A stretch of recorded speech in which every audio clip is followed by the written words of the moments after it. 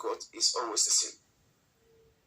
And because if he was not there today, at this time that we are now effectively, we will be a people who will be hopeless.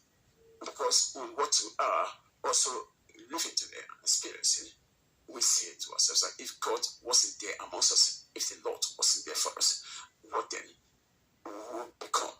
And it's a grace that we know also that he made himself known to us. And so that's why what we are, we must never take that, like especially never to have habits too. And so yes, it is sure uncertain. As I just told you also last time, the gatherings that you have, the meetings that you have, is true that we are used to the going and coming, but then the habits are being installed and are being put in. But don't forget that that's a great danger, and Satan loves that. Satan loves habit. And so once we are there, that's why so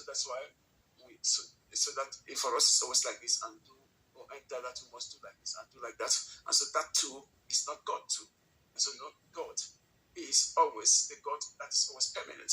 And what he does it also in a permanent way too today. And he acts like this or like that. And so we must always follow him. We must not be in the formalism. So whichever was the relationship that we have with God, we must do it every day. It means our interior every day. And our deep interior, our love again towards the Lord must be renewed every day. Not a love that also static and also that goes and done that and so then this and that. And so but never be satisfied of yourself. And that is a big error. And so I did this and so the Lord is happy. Never do that. Because it's yourself again who realize that. And so you are happy because they say that God is happy. It's not because that you're happy that God is happy. Because you are not God.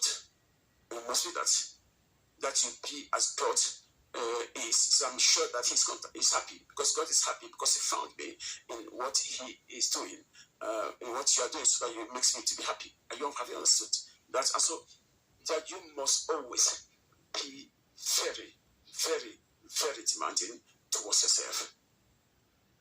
And so that is a phrase that we hear all the time. And so we repeat it all the time. But it has become something that has been usual. But never forget all these things. Never be satisfied by yourself or yourself. And that I'm happy about myself or for myself. And so remember, then I had there was a brother who was a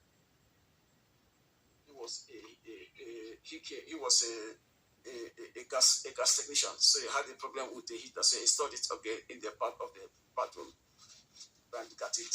And so when he did it, then he put the pipes and everything. I was observing him.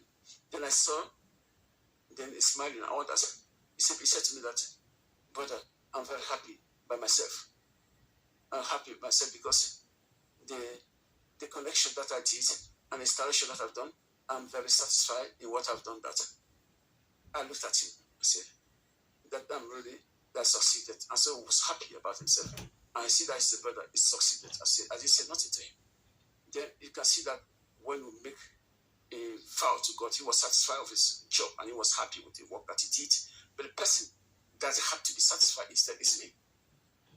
And I was not satisfied of his work because today I have a problem. And so when he looked at us, he was very happy and satisfied as I did it. And so yes, I experienced that. But me, I was looking at him because I was not so happy. Do you understand that? It's an example, simply. And so that you can also understand that never be satisfied. And so the Lord said also in his words, it's like a servant. He said that he asked him, he said, serve me. I said, so see that after serving, he said that sit down, I want to serve you. No? You must have to do something because it's your servant. You understand that?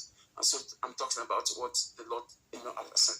So that's for us not to be satisfied of ourselves. To say, I've done this for you, I've done that for you, that I feel satisfied that I've done it because I feel things for you. And so no, but something instead for him to tell you that good and faithful servant. And if he says that to you, then you must be happy at that moment. If I say to myself that I'm good, I'm faithful servant and all that, and so you see that I'm good, I'm faithful, and so I'm good, so it serves nothing. It serves nothing. It's when he looks at him, he looks at you, and then according to how he sees things, then he sees so often we are all like that. And we are so much satisfied in ourselves. Say, I've done this, especially I'm the best. But when God looks at you, he doesn't see the best in you. And maybe you are despising or considering things. But God sees it as, when you despise it, God sees it better than you. Never forget this. May God bless all of you. Let's stand up, please.